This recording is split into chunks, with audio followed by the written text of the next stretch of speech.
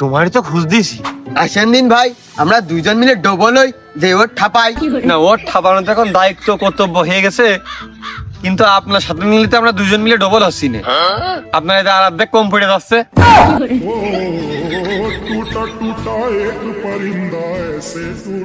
ওই ছোট ঝালে বিষ বেশি, আর ও আমার সাথে যা করেছে আমি ভুলিনি।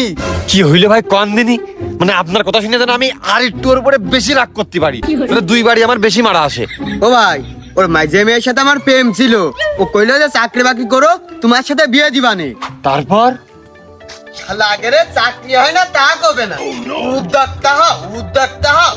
আমি নিজে একটা উদ্যোক্তা হয়ে গেছি, যে বেরিয়ে গেছি। এই শুলা বিক্রি করবেন, শুলা। এই পাটকাঠি বিক্রি করবেন। আজরাইল কি চিনে না? সাব্বাস বেটা। আলী ভাই বোঝেন, চাকরি না পেয়ে ব্যবসা শুরু করলাম, তাহলে ও কোন ধরনের মানুষ, তাও আমার সাথে মেয়ে বিয়ে দিল না। আমি হলে তো ভাই আপনার জায়গায় ভাত খাতাম না। কতক্ষণ ও না ঠাপানো দামাই। আমি তোকে খুঁজি বেড়াই